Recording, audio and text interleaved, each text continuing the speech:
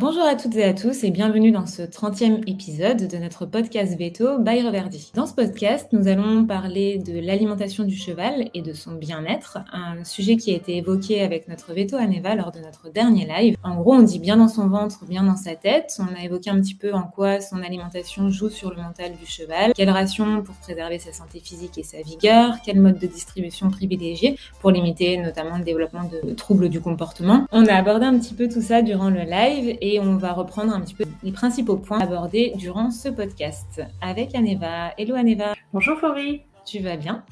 Oui, merci. Merci de nous rejoindre pour ce nouveau podcast. Est-ce que tu pourrais, pour commencer un petit peu, nous rappeler pour quelles raisons on dit que le fourrage doit rester la base de l'alimentation du cheval? Alors, il y a plusieurs raisons pour cela. Tout d'abord, le cheval est un animal qui, à l'état sauvage, passe la majorité de son temps à manger, c'est-à-dire entre 14 et 18 heures par jour. Il va manger toute la journée pour se nourrir de petites quantités d'herbes et de ligneux, et d'ainsi couvrir ses besoins nutritionnels. Son estomac est assez petit, et ce qui est bon à savoir, c'est que la sécrétion d'acide gastrique est permanente. Donc en fait, c'est déjà anatomiquement, le cheval est fait pour manger de manière en continu, quoi. Donc après avoir digéré le contenu dans l'estomac, finalement le contenu va se diriger vers l'intestin grêle, où il y aura une digestion avec des enzymes. Et puis ensuite, ça va transiter vers le côlon, vers le gros intestin, où des micro-organismes vont fermenter, valoriser finalement la matière qui arrive sur place. Et le cheval est vachement dépendant de ce qu'il mange en matière de fourrage. Donc en fait, le fourrage est vital pour lui, donc foin, herbe, bien sûr. C'est important pour lui parce que sans ça, il ne peut pas vivre finalement. Donc c'est indispensable à son bien-être, à sa santé en premier lieu. Donc ça, c'est un petit peu pour le côté digestif. Maintenant, le fourrage a aussi un côté bien-être mental, parce que c'est une activité qu'ils font en groupe, en troupeau. Le cheval est un animal grégaire, ils vivent à l'état sauvage en groupe et l'instinct est très très fort. Et c'est une activité du coup qui leur donne un genre de repos, une quiétude mentale. Voilà. Très bien, quiétude, ouais. Okay. Ouais, un joli mentale.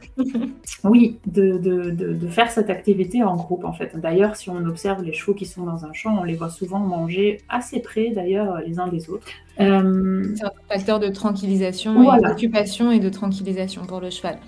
Oui, exactement. D'accord. Et on recommande d'ailleurs, pour ces raisons-là, de ne pas interrompre finalement le temps qu'il passe à le faire de plus de 4 heures. Et si même les recherches scientifiques l'ont montré, on restreint cet accès au fourrage, ou en tout cas aux fibres, on observe un effet rebond en fait après. Au niveau de... Voilà, ils vont vouloir rattraper le temps perdu à pas manger, et ça, c'est plutôt néfaste pour la santé.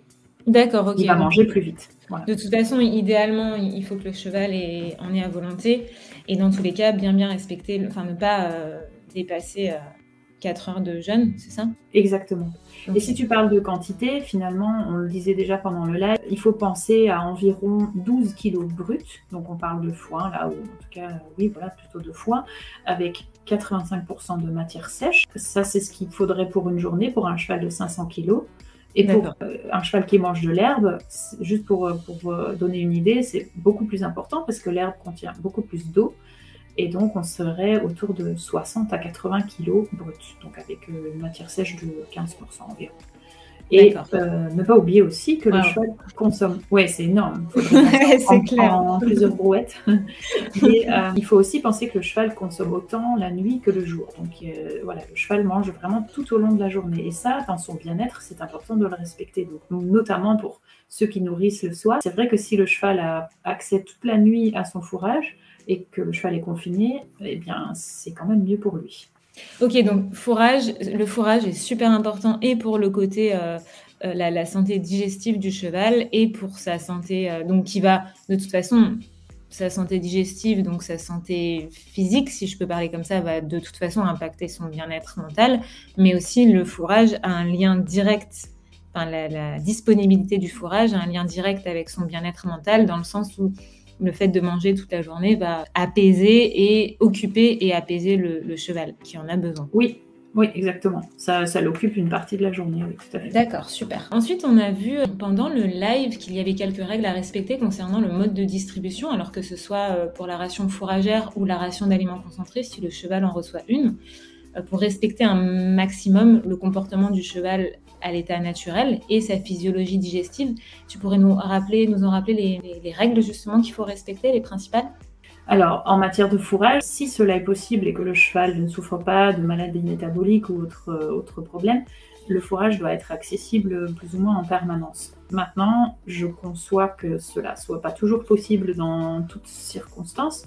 Dans ce cas-là, on peut éventuellement s'équiper soit de dispositifs permettant de distribuer du foin de manière graduelle, c'est-à-dire des hay bars, comme on dit, ou bien des filets à foin avec des mailles de taille différentes, qui permettent une ingestion plus lente, plus raisonnée en matière de quantité. Donc c'est un bon moyen de contrôle et il y en a pas mal qui sont assez bien sécurisés maintenant, il y en a beaucoup sur le marché, donc c'est intéressant de se pencher là-dessus. Donc ça c'est un petit peu sur le point général de la distribution de fourrage. Maintenant, si on parle de distribution de fourrage avant le travail, parce que c'est une question qu'on nous pose quand même assez souvent, il a été démontré que les apports de fourrage en petite quantité, même 1 à 2 kilos, juste avant le travail, ne sont pas néfastes. Au contraire, sont plutôt bénéfiques, en tout cas pour l'apparition des ulcères. Donc je recommanderais qu'un cheval ait toujours du foin à proximité, même avant de concourir ou de faire un effort important. Un autre point qui est intéressant, c'est que la restriction de distribution de foin augmente les ulcères, ça on le sait tous, mais que l'apport de fourrage ne modifie pas ni la performance ni la glycémie lorsqu'on a un exercice modéré derrière. Donc finalement, voilà, il y a tout intérêt à avoir toujours accès au foin. D'accord, donc ceux qui pensaient qu'avoir un exercice, une séance de travail modérée, il valait mieux que le cheval n'ait pas à manger juste avant. Enfin, de fourrage, j'entends bien, hein, je parle pas du concentré. C'est pas correct, quoi. Il faut même qu'il ait des fibres, on peut lui en laisser tout au long de la journée, y compris avant une séance c'est même bénéfique, y compris avant une séance de travail modéré. Oui, en tout cas du point de vue des ulcères et puis même sur le côté mental, encore une fois, je pense que au contraire, le cheval ne sera que plus détendu d'avoir quelque chose à faire en fait. Le fait d'avoir des fibres dans son estomac, ça va protéger la muqueuse gastrique des sécrétions acides. Oui, des éclaboussures. Ouais. C'est ça, ouais. Et quand le cheval est en mouvement, du coup, il y a, j'imagine, des mouvements, des contractions qui font qu'il y aura des projections sur la paroi. Et le fait d'avoir des fibres, de ne pas avoir l'estomac vide, va protéger justement cette paroi de ces projections acides directement liées au fait qu'il y a des sécrétions en permanence et que le cheval soit en mouvement. C'est ça? L'idée, c'est qu'il y a deux choses. En effet, il y a ce côté tapissage du liquide, mais il y a aussi le côté que le cheval va mastiquer, va produire du coup de la salive, va boire plus aussi, pas à la fin, et puis finalement le pH de l'estomac va se retrouver moins bas. Donc finalement, sur tous les points... augmenter le pH. Voilà, exactement. D'accord. Sur tous les points, on y est gagnant à avoir donné un petit peu de foin avant laisser le foin à dispo. Oui. D'accord, ok. Super, merci. Et du coup, concernant la ration d'aliments concentrés, la distribution de l'aliment concentré quand le cheval reçoit une ration, quelles règles respecter pour ce point? Alors, il y a plusieurs choses qu'on peut faire pour essayer de raisonner la distribution des concentrés. Déjà, ça dépend bien sûr, si le cheval en a une, en effet, on va la définir selon son activité, son état physiologique, et puis on va définir quel du coup serait l'aliment le plus adapté. Maintenant, si on veut essayer de raisonner en matière de digestion et en fait de prévenir les potentiels problèmes digestifs, on va essayer de se limiter on va essayer de se fixer un maximum pour les apports en glucides, pour que la digestion se fasse de manière tranquille. Donc on va dire que finalement on ne donne pas plus de 2 kg par repas pour un cheval qui fait 500 kg. Et si on veut raisonner encore un petit peu plus précisément, parce que 2 kg, oui, c'est 2 kg quoi en fait, tout va dépendre de comment est fait son concentré. Alors si on a la possibilité de connaître les quantités d'amidon, c'est encore mieux. On va dire que au-delà de 100 grammes par 100 kg de poids vif par repas, on va déjà dépasser le seuil recommandé. Donc c'est bien de rester autour de 100 grammes d'amidon pour 100 kg de poids vif par repas. Un repas, voilà. D'accord, ce qui fait pas plus de... Si le cheval n'a aucune pathologie particulière, oui. Ce qui fait qu'il ne faut simplement pas dépasser 500 grammes d'amidon par repas pour un cheval qui fait 500 kg. Oui, exactement. Okay. C'est juste pour essayer de prévenir les problèmes de digestion dans l'intestin grêle et après de la matière qui ne serait pas digérée, qui arriverait dans le côlon, qui serait fermentée, qui créerait un environnement moins favorable pour les micro-organismes dont on parlait tout à l'heure. Donc, c'est important de préserver ça et de penser à ça et de fractionner du coup les repas. Quand on a une quantité de concentré un peu plus importante à donner parce que le cheval a des besoins qui ne sont pas donc couverts par le foin ou parce que le cheval a des besoins plus élevés et les besoins ne sont pas couverts par le foin, donc il reçoit forcément un aliment concentré, eh bien on fait attention à raisonner de telle manière. Et maintenant, est-ce que tu as des recos à nous faire concernant l'environnement du cheval et éventuellement l'enrichissement de son environnement ? Oui, alors les choses qui sont directement liées à son bien-être et à l'alimentation sont bien évidemment les conditions de logement, on va dire ça comme ça. Lorsque les chevaux n'ont par exemple pas de paille à disposition, eh bien on peut noter des comportements aberrants plus facilement.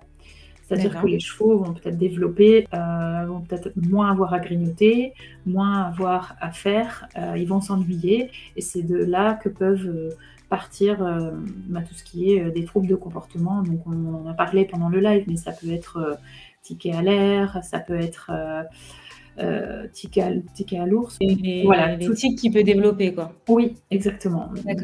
Il y en a plein. Donc ça, c'est des choses qui ont été notées et qui peuvent du coup être... ça peut être bien pour le cheval quand même d'avoir un petit carré de paille ou un morceau de box avec de la paille pour s'occuper, par exemple, ou lorsque le cheval n'a rien à faire. De base, le cheval est quand même censé avoir du foin tout le temps, quoi. Ce qui l'occuperait. Oui, exactement. Ça, c'est dans le cas où... au cas où le cheval n'aurait pas accès au foin de manière permanente. Bon, dans ce cas-là, on peut avoir un petit peu de paille, ça peut être... c'est pas non plus l'idéal, mais en tout cas, ça peut contribuer à son bien-être. D'accord. En tout cas, il faut qu'il ait de quoi mâchouiller, de quoi s'occuper. Oui, tout à fait. Et alors après, lorsque le cheval va au paddock, il paraîtrait que les paddocks qui sont un petit peu en herbe contribuent plus au bien-être du cheval parce qu'il va logiquement pouvoir brouter ou manger un petit peu. Et si on le met avec des congénères, avec des chevaux qui se connaissent bien entre eux, eh bien, si tout est calme, en fait, les chevaux qui passent leur temps à manger ont moins d'accidents au paddock ou en tout cas en prairie que ceux qui vont dans des paddocks en sable et qui n'ont vraiment rien à faire en fait. Donc finalement, si on peut choisir le type de paddock, pas toujours évident de les garder en herbe, mais des paddocks en herbe seraient mieux pour son bien-être. D'accord, ok. Sinon, il va simplement se défouler ou risquer de se blesser. Oui, ou les autres. Et de toute façon, même au paddock, on recommande de mettre du foin aussi à dispo. Oui. Même s'il y a de l'herbe. Après, si c'est qu'une courte période dans la journée, bon, je comprends que ce ne soit pas toujours possible, mais oui, idéalement, mettre du foin, ça les occupe encore une fois. Après, ce qui est encore peut-être intéressant de savoir, c'est ça rejoint quand même un petit peu aussi la distribution, mais c'est les transitions. Donc, lorsqu'on attaque un nouveau lot de foin ou quand on fait des transitions d'aliments, il est important de prendre son temps, donc de ne pas faire des changements brutaux parce que ça peut perturber la flore digestive et du coup amener le cheval à développer une colique. Donc il faut faire attention à ce point-là aussi. Super, merci beaucoup Aneva. Donc pour résumer, comme d'habitude, un petit peu ça revient à tous les sujets, mais le fourrage, il ne faut vraiment pas oublier que le fourrage doit rester la base de l'alimentation d'un cheval. Il y a ensuite quelques règles à respecter concernant le mode de distribution, que ce soit pour la ration fourragère ou pour l'aliment concentré, qui tiennent compte des caractéristiques physiques et digestives du cheval, et aussi de son comportement au naturel, le fait qu'il ait besoin d'être occupé en permanence. Qu'il faut aussi bien tenir compte pour chaque cheval de ses propres besoins et de ses éventuelles pathologies ou sensibilités pour adapter au mieux sa ration et lui garantir un maximum de confort, ce qui lui assurera une bonne santé générale et donc qui impactera son bien-être mental forcément.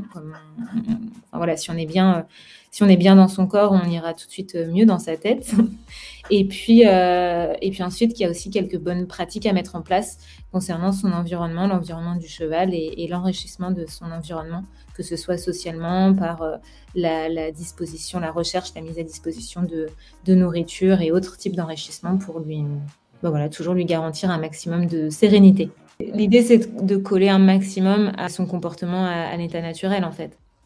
Oui, exactement. Oui, de respecter ce besoin fondamental. Ok, merci beaucoup Aneva. Et puis je te dis à très bientôt.